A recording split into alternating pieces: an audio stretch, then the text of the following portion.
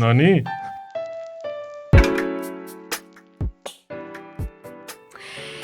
Tere, oleme siis tagasi stuudios. Juhu. Täna siis kahjuks ilma Henrita, et eks see haiguste laine on tema kahjuks endaga kaasa neelanud, aga positiivsematest nootidest siis jätkuvad meie EKA ehk siis Eesti Kunstiakadeemia episoodid ja täna on meil külas arhitektuuri ja linnaplaneerimise teaduskonna vilistlane Mikk Meelak. Tere! Tere! Ja siis kohe alguseks, et võib-olla räägid natuke endast, et kes sa oled ja millega tegeled? Jaa, ma olen siis lõpetanud arhitektuuri, aga praegu ma vean stuudiot nimega Platvorm, mis siis tegeleb andmete visualiseerimisega, aga me teeme ka näitused, me oleme teinud ERMi püsinäituse nimega Kohtumised. Me just lõpetas, mitte enam just, see on juba aastaga tagasi, Paksu Margareeta uue püsiekspositsiooni ja veel hiljutised asjad, me näiteks visualiseerisime Tallinna arengustrateegiat, mis siis Tallinnas saab, milline on Tallinn, kui aasta on 2035, see lükati viimasel hetkel 5 aastat edasi. Et see on see, nagu kuigi ma õppisin arhitektuuri, siis praegu on põhiliselt tööriistad pigem kood ja programmeerimine, aga see on väga tihedas siis suhtes alati mingi ruumiga ja arhitektidega ja me teeme hästi palju asju koos. Nii et see on selline, ikkagi ei tunne, et ma oleks kuhugi väga kaugele arhitektuurist läinud. Eks see virtuaalne ruum ongi nii-öelda uus reaalsus ka tegelikult. Seda ka, jah, mis meile veel meeldib teha või mis on nagu, mida on väga raske leida, kus seda teha, aga on just see, et me võtame mingi füüsilise ruumi ja digitaalse ruumi ja üritame nendest siis mingit sellist asja kokku teha. Näiteks Paksus Margareetas on, kes on käinud, siis seal alumises saalis meil on, kui sa läbi liigud, siis seal on 2 hiiglaslikku ekraani ja siis me põhimõtteliselt me näeme kõike, mis seal ruumis toimub. Ja me arvutame siis kõik need liigutused ja liikumised milleski, mida nimetatakse fluid simulationiks. Ehk siis see on kaudselt sama, mis on algoritm, millega ennustatakse ilma. Ehk siis kus siis on mingid rõhud, kuhu mingid vedelikud liiguvad või õhujoad ja nii edasi.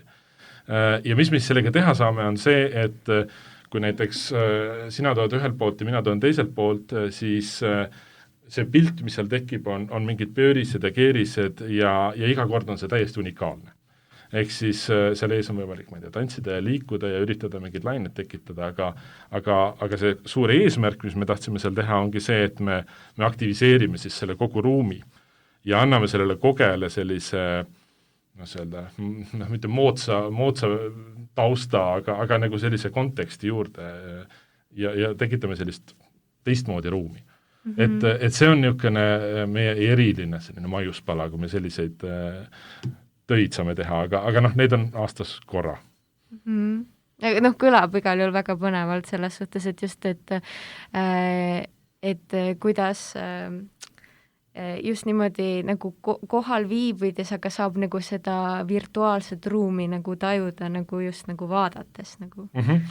Sest jah, meie enamus on nagu, kas me teeme siis veebikeskkondi, kas me teeme tihti puutelaud on see, mis nagu muuseumis on see väljund, aga jah, et selline just see väljakutse ruumiliselt ongi, et kuidas me teeme nii, et külastaja või külastajad oma kohaloluga aktiviseeriksid siis mingit ruumi või tekitaksid mingit olukorda nii, et see sama ruum muutub täiesti.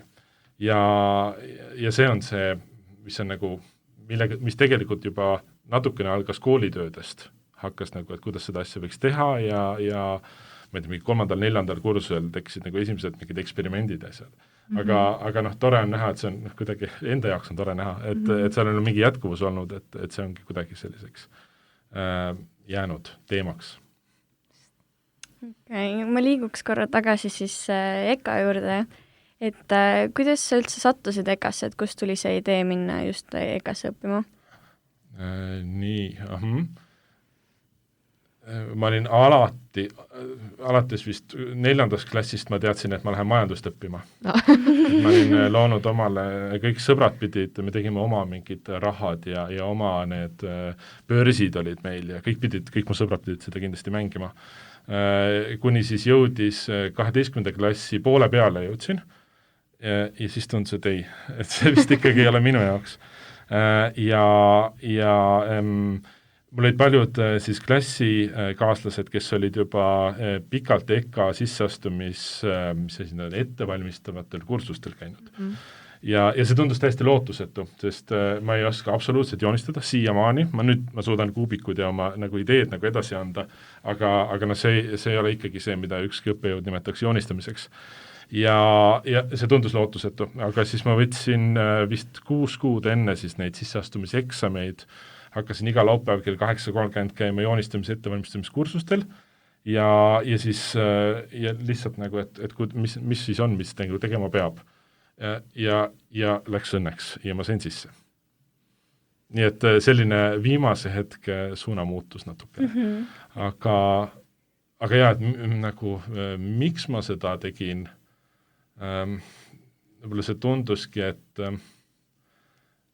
võib-olla jah, see põhjus on sama, mis oli minu esimese 2 aasta kõige suurem probleem EKAs õppides, et sul on kui sa oled koolis ja 12 aastat ja sul on küsimus, siis sul on alati sellele justkui koolis eeldatakse õiget vastust. Ja vähemalt minu need ained või tunnid, kus ma käisin siis Saku gümnaasiumis, ma käisin veel algkoolis, käisin siis Soomes Kannelmäe alaastes ja gümnaasiumis olin Tallinna Reaalkoolis. Et igal pool oli ikkagi väga selline lineaarne õppimine, et olid õiged vastused ja väga vahe oli sellist kunstitundi. Kunstitunnis ma suutsin ka midagi teha niimoodi, et ma sain vastusega, et ei, vale. Ja siis mulle tundus, et see on nagu kuidagi väga, väga igav, et ma tahtsin midagi teha, kus ma ei tea, kus ei olegi jah-ei vastuseid põhimõtteliselt või kus on mingi asi, et see võibki nii nagu laiali valguda või see on kuidagi keeruline seletada. Aga just seda nagu EKAs sai teha, et kui sul on näiteks esimene tund on varjualune, kus sa siis lahendad mingit endale südamelähedast küsimust. Et siis siin ei ole õiget vastust, kõik on ju, kui ma ütlen, et see on minu jaoks oluline, siis see on õige vastus, et keegi ei saa argumenteerida, et see ei ole päris see. Ja siis ainult on see meetod, kuidas selle ideega töötad ja see on see, mida siis saab juhendada ja mida saab kommenteerida ja suunata. Ja see tundus õudselt põnev, aga kuna see oli nagu nii viimasel minutil, siis, või viimasel minutil, et minul läks väga kaua aega tegelikult, et kuidagi nagu ennast sellisesse mõttelaadi häälestada. Aga kui ma arvan nüüd lõpuks, et see ikkagi on välja tulnud, et see väga tore on. Ja ei, tegelikult see on just hea, et nagu et see jututeemaks siin tuli ka, et just, et alguses oli teine plaan, et kuulaja võib-olla juba teab siin, et minul näiteks on olnud väiksest peale nagu selline plaan, et ma tahan arhitektiks saada ja just ongi praegu huvitav ka, et kui meil käivad erinevad külalised siin, et kuidas ma siis lõpuks arvan, et kas mul tuleb ka viimane kannapööre, aga just see, et kui meil käisid siin Mart Kalm ja Anne Pikov rääkimas, et nemad ütlesid ka, et tänapäeval enam ei ole seda, et kui sa saad EKAs, et siis sa pead kindlasti väga hästi joonistada oskama, et just, et see idee loeb rohkem, et järelikult oligi siis, ütleme, koore all oli rohkem peidus, et no jah, loodame jah, sest ütleme, et ma ikkagi roomasin üle finiši joone, et ma sain tol korral, ma ei tea, kuidas praegu on need sisseastumiseksamid, aga et seal meil oli vist 5 ülesannet, ja nendest 2 esimest oli siis interjööri joonistamine ja eksteriööri joonistamine. Ja nendest mõlemas sa võisid kuni 10 punkti saada, aga see ei tohtinud alla 3 saada ja ma sain mõlemast napilt 3. Aga teised läksid seest siis seda paremini. Nii et ikkagi nagu jah, läks hästi. Aga õudne selline loomulikult stress ja see, stress isegi mitte, sellepärast, et sul ei ole mingeid eelduseid, kui sa teed nagu nii viimasel minutil, siis see tundus nagu nii lootusetu. aga jällegi see, et kui sa oled alati teinud matemaatika kontrolltöid ja füüsika ja vene keelt õppinud ja mida kõike, et siis sa saad ikkagi, et noh, et sul läks 70% said pihta, eks ju, aga kui sul järsku joonistamises öeldakse, et vot, noh, see on 3, aga noh, tema on 4, siis noh, et mis siis on, et see kogu, see võtab jah kaua nagu aega, et kuidas siis nagu aru saada või ja nüüd veel enam õppejõuna siis on, et kuidas siis teha nagu piisavalt selgeks, et mis siis tegelikult on, kui on samuti vaja nagu õpilasi hinnata või kommenteerida. Hinnata mitte isegi nii vähe. Ma arvan, et see jah, enam ei saa nagu väga nimetada hindamiseks, sest enamus ained, mida mina näiteks teen, on, kas on arvestatud või mitte arvestatud. Ehk siis sa kommenteerid tema tööd, sa kommenteerid tema töötamist ja seda arengut pigem, kas kui ta nagu noh, mõni alustab, kes on juba pikalt mingeid asju teinud, siis, ja mõni alustab nullist ja nad ei peagi mõlemad jõudma nagu sinna mingisse, ma ei tea, täiuslikkusesse, eks ju. Oluline on see, et nad ise arenevad ja seda arengut on näha. Aga jah, et kuidas seda siis piisavalt aru saada, et see ei taanduks selleks, et vot sina olid 3 ja sina olid 6. Jah.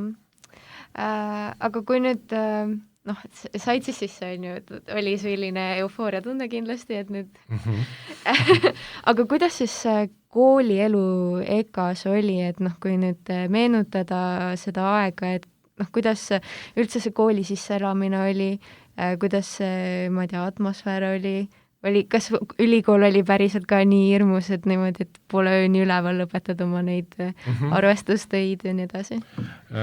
Jaa, eks need sessid olid alati muidugi täiesti kohutavad, aga noh, tõenäoliselt oli ikkagi see, et ma ise tegin need enda jaoks kohutavaks, lükates pidevalt asju edasi, et siin on nii palju neid küsimusi, et no põhimõtteliselt koolielu kui sa arhitektuuri sisse satud, siis seal kursusel on, ma ei tea, 12-16 inimest, praegu vist on natukene isegi rohkem, aga noh, me olime nagu väike perekond või, et see käis nagu nii kiiresti, et isegi ei mäleta, et sellist mingit võõrastamist oleks võib-olla esimesed paar päeva, kui sul on kõik nimed veel korra meeles.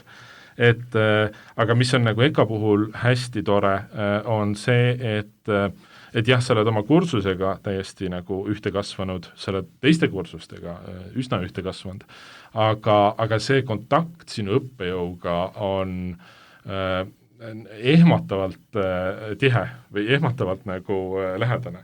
Et noh, ongi, et kui sa pole veel sisse astunud, siis sa tõenäoliselt tead, et on sellised arhitektid ja nemad on selliseid asju teinud. Ja siis, kui see esimene projektitund on, siis sa istud 30 minutit ja räägid oma ideest ja tõenäoliselt 15 minutiks oled sa aru saanud, et see idee ei ole nagu, ei kanna. Aga sa näed, kuidas ta siis üritab sind sellest välja tõmmata, suunata, aga just see, et sa saad seda nagu üks-ühele juhendajaga aega ja saad seda nii meeletult palju. Et mul oli hea meel ka käia vahetusüliõpilase Erasmuse raames Roomas ja seal oli siis niimoodi, et seesama projektitund, nende nagu põhitund on, kas see oli 120 või 150 inimest, see oli suur saal ja õppejõud suhtles mikrofoni teel. Ja nüüd minul oli mingi küsimus, et kuidas, või seal oli mingi asukoha valiku küsimus või mingi, kuhu oma asja teha. Ja nüüd, et seda küsimust esitada, siis tal olid kahe kategooria assistendid. Kõigepealt olid esimesed assistendid, kes ütlesid, et kas see küsimus on nüüd see küsimust väärt, ja siis oli teine assistent, kes lükkas mu küsimuse tagasi, et ei, noh, ma vastan ise, aga noh, et õppejõuni sa sellega tegelikult ei jõua. Ja siis see kontrast nagu EKA-ga, kus noh, mitte ainult projekti tunni ajal, aga ka pärast, ma ei tea, välkloengutel ja pidudel, et sul olid see kontakt on küll, mida nagu väga mis ma arvan, mis teeb EKA väga eriliseks. Just sellise, just et see on ka niisugune loominguline mingi dialoog, mis on nagu veel eriti kuidagi nagu natuke pingestatud ja natukene raske ja mõni ikkagi päris hästi ei saa aru, et kas ma ei saa ideest aru või siis ta ei oska seda väljendada päris hästi, ma mõtlen üliõpilast just. Et ma nagu väga tänan kõiki oma õppejõude, et neil oli jaksu kõike seda jama kuulata. Okay, et jaa, see on meil varem ka välja tulnud, et see just, et väiksus on tegelikult nagu suur pluss, et ja see on hästi tore ka kuulda, et et üks asi on see, et kui juhtkonnas sulle seda öeldakse, aga kui nagu päriselt ka seda kinnitatakse, et see on nagu ja et kuulajad, pange kõrva taha. Aga just nüüd, kui pidude peale läks, et võib-olla on meeles mõned head kooliüritused, sest et siin sama küsida. Noortel on ikka see aus kohas. No jaa, oli see oli kõik need vanas majas, et uues majas on natukene vist karmimad reeglid, aga no vanamaja peod, need olid ikkagi hoopis midagi teistmoodi, et kogu see õhkkond ja see, et seal on niimoodi ju pidutsetud mitte nagu 2 või 3 aastat, aga nagu aastakümneid, eks ju. No võib-olla see on lihtsalt nostalgia, aga see tundub, et need peod võisid olla kraadi võrra vängemad kui praegu. Aga jah, võib-olla see võib ka sellest, et kui ma praegu olen koolis nendel pidudel õppejõuna, siis ei näe kõike. Ja, aga nüüd kuulajatele ka siin vahepeal rääkimiseks, et just, et ma jutuks tuli siis, et oled hetkel EKAs siis õppejõud, et mida sa nagu täpsemalt siis õpetad seal? Jah, ma annan siis ainet nimega loovkood ja ma annan seda arhitektidele, sisearhitektidele ja ka graafilistele disaineritele. Ja see aine on välja kasvanud kaudselt siis sellisest legendaarsest ainest, mida omal ajal meile andsid professor Rein Soober ja Toomas Tammis ja see aine siis on, tol korral oli see, et sa pead rapidograafiga edasi andma mingeid mustreid. Et sa lood mingi repetitiivse liigutuse, näiteks sa tõmbad lihtsalt joonid. Aga see joonid rapidograafiga, mis on siis tööriist, millega arhitektid joonid tõmbavad või on alati näiteks joonestanud enne siis arvuteid. Aga see detail seal on selline, et sa võid põhimõtteliselt luubiga näha 2 joone vahet. Et sa teed nagu mingit väga-väga täpset asja. Kuna see on üks esimesi ülesandeid, mis arhitektil tuleb, kuna kooli tulevad, siis see mõjub tõeliselt nüristavana. Tõmmata nagu 1000 jooni ja siis saada tagasidaks, et ei, et see kvaliteet ei ole ikkagi see, mis oodatakse ja sinu ees rebitakse see leht näiteks pooleks, et veel rõhutada sõnumit. Aga mis see tegelikult annab, ongi see, et sa suudad süveneda mingisse nii nagu mingit tuima tegevusse, aga tegelikult ikkagi iga joonega sa lood mingit mustrit, mingit pinda ja lõpuks ka tegelikult mingit ruumi. Ja mis minule mõjus see väga distsiplineerimalt, et kuidas tegeleda mingi ruuduga, mis ta oli 6x6 sentimeetrit suur, või oli natuke suurem, ja kuidas sellega tegeleda 36 tundi järjest või järjest väikeste pausidega. Et tõeliselt selline distsiplineeriv, aga ka selline kuidagi hea sissejuhatus kogu sellele arhitektuuri maailmale. Ja mis siis nagu minu aine, mis sellest on välja kasvanud, et sama ülesanne on siiamaani alles. Nii, me juhendame seda ainet koos Paku Ullmaniga ja minu ülesandeks on siis seda sama ülesannet teha, aga teha digitaalsete vahenditega. Ja juhendada seda siis, et kui näiteks näide, et me tõmbame 1 joone, aga nüüd programmeerides on väga lihtne öelda, aga tõmba nüüd 1000 joont. Ja nüüd kergeid variatsioone andast sellele joontele, näiteks korrutada see joon läbi mingi siinusega või mingi ajaga või siis teha see interaktiivseks, et need jooned reageerivad sinu hiile liikumisele. Ja sellega on nagu suhteliselt lihtsate programmeerimismeetodidega, 12 rida võib see asi olla ja absoluutselt kõigil tudengitel on täiesti erinev töö. Ja nüüd see, mis nendega ülesanne ongi, et esimene asi on see, et me natukene demystifitseerime seda IT-maailma, et kuidas siis tegelikult mingi programmeerimine käib. Me käime läbi kõik põhilised asjad, mis asjad on muutujad, kuidas muutujatega liigutada, kuidas pilti nagu renderdada. Ja sellega selle esimene mõte ongi see, et me tegelikult neid samu vahendeid või samu väga lihtsaid kontseptsioone läbivalt iga päev kasutame programmeerimistarkvarades, Photoshopides, Illustratorites, mis iganes asi. Et kui see on oluline, et sa saaksid tegelikult aru, et mis seal taustal on. Ja see on nagu, üks asi, mis see teeb, see aine. Ja teine ongi see, et sa töötad jällegi mingi nii abstraktse ideega, et kõikidel põhimõtteliselt esimene tund on ülesanne luua midagi juhuslikku. Ja see käsk, mida siis me kasutame, on põhimõtteliselt random. Ja randomiga sa saad siis, et ükskõik mida siis see, kas sa teed mingid jooni tõmbad suvaliselt, tõmbad mingid mumme suvaliselt ja kui sa teed seda 1000 või 10 000 korda, siis sa saad mingi mustri või mingi müra. Ja nüüd on sul vaja siis kuidagi nagu seda ideed edasi arendada, et kõik mürad ei ole võrdsed, mingid näevad toredamad välja, mingid on ruumilisemad ja sa hakkadki tegelema sellise väga abstraktse mingi pusaga ja siis seda kuidagi mõtestama ja vaatama, kuidas seda veel paremini teha ja mis sellega, kuidas seda nagu edasi arendada. Et see on see nagu ülesanne seal. See on muidugi niisugune päris natukene isegi võib-olla kiuslik ülesanne, et sul on sellist 3 tundmatut asja korraga. Kõigepealt palun hakka programmeerima, siis, et palun meil on, tee mingi juhuslik pusa ja siis nüüd palun tee see pusa paremaks, eks ju, või kommenteeri, miks sa niisuguse pusa tegid.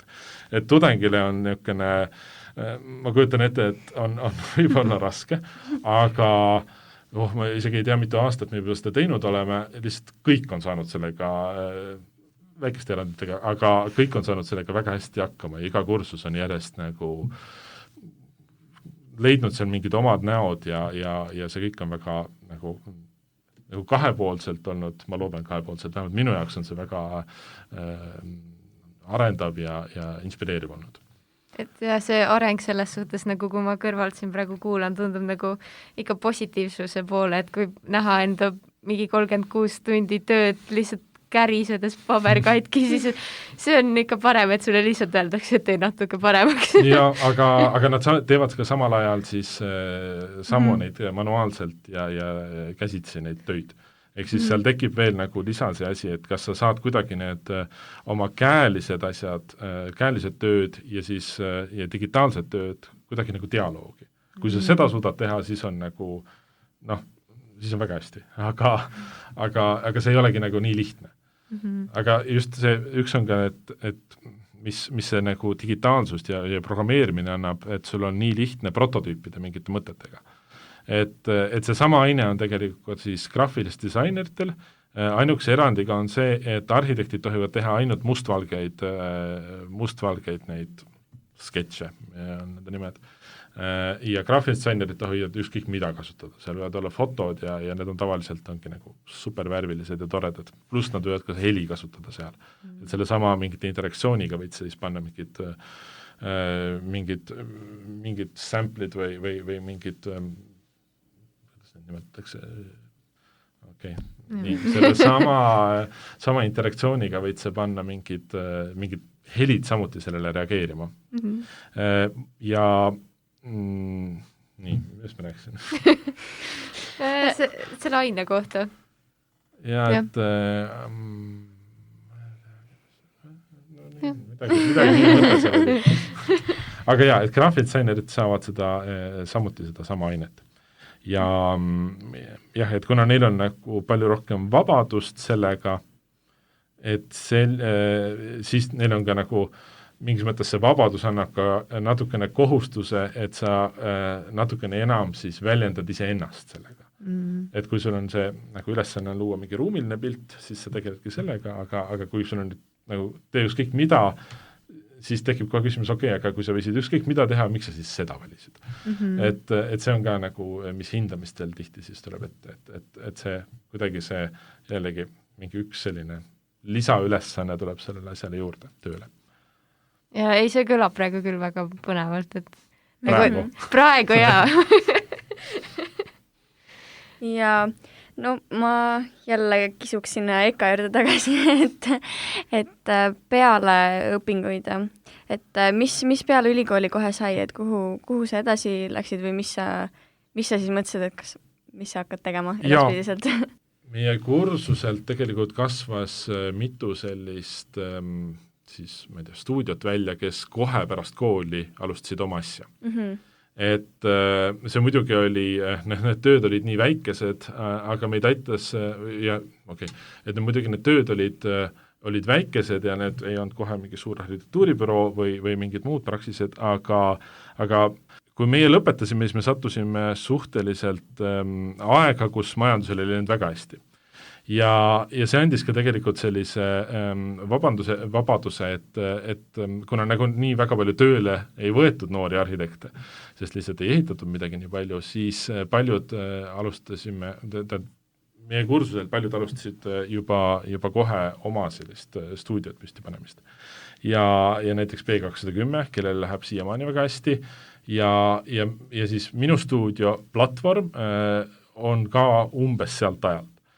Et kuidas natukene, seal oli väga palju õnne, et üldse see stuudio nagu sai alguse, aga see tuli kaudselt siis sellega, et umbes tol ajal hakkasime me tegema ERMi uut püsinäitust. Ja oli juba teada, et tuleb ERMi uus maja ja oli vaja hakata sellega töötama. Ja kuigi alguses seal minu kontaktid ei olnud väga tihedad, aga need oli pigem nagu sellised arhitektuuri arutamine, kuidas see asi võiks olla, siis mingil hetkel, mis oligi nagu platvormi esimeseks tõukeks oli see, et meil tekkis protest natukene, et see on nagu protestistuudio, et meile tundus, et kõik muuseumid, kui nad räägivad digitaalsusest, siis see digitaalsus ei ole seal sisuline, vaid pigem on see, et valitakse kõige edevamaid mingid tehnikajubinaid. Ja need muuseumid meile tundus, mitte ainult Eesti muuseumid, aga üldse need läksid nagu pigem nägid välja arvutimessid kui sellised teadusemekad. Ja me tahtsime, et kui nagu tuua siis sõnumit sisse, et kui me tegeleme toome nagu digi juba näitusele sisse, mis on väga intensiivne selline oma olemuselt, et siis ta peab olema 100% põhjendatud, et ei ole mõtet lihtsalt teha mingeid mänge, mingeid asju, et me peame tegelema nii, et kui juba digi, siis digi saab olla ainult see, mida ei ole mitte mingi teise meetodiga võimalik edasi anda. Ja ehk siis me viisime nagu mingis mõttes selle vindi keerasime üle, et need peavad olema kõik supersisulised. Ja meil oli väga suur õnn hakata kohe tegelikult tegema siis ERMi uut püsinäitust. Jah, me oleme väga tänulik ERMile, et meid kaasati põhimõtteliselt projekti nagu esimesest sõnast. Et ma mäletan koosolekut, kus me saime kokku, ümberringi kõik doktorid, meie veel kogu siis, kuidas me ERMi tegime, et meie tiim oli siis katus oli 3+1 arhitektid, graafiline disainer Margus Tamm, režissöör Marko Raat ja siis füüsiliste interaktsioonide kunstnik Timo Toots. Et me moodustasime sellise ühtlase tiimi, kuidas me neid asju mõtlesime välja. Ja mis oli seal tore et esimene kohtumine, sul on ümber kõik kuraatorid, kes on kõik doktorid, see teema, mida me arutama hakkame, nemad on tegelenud sellega 20-30 aastat ja teevad iga nüanssi ja millest me väga tänulikud, et nad, see esimene lause, millest hakkab, no nii, Balti kett, et mis me teeme. Ja et me võisime nagu tegelikult teha me lihtsalt ei läinud siis täitma mingit ülesannet või mingit projekti, aga me saime koos siis välja mõelda, et mis see kontseptsioon on, kuidas me üldse mingit sellist teemat avame, kuidas see oleks põnev, kuidas me teeme nii, et see, mis me teeme, et sellest oleks ka kasu mitte ainult sellele näitusele, aga ka mingitele muudele valdkondadele või uurijatele või kuidas see nagu muutuks sügavamaks.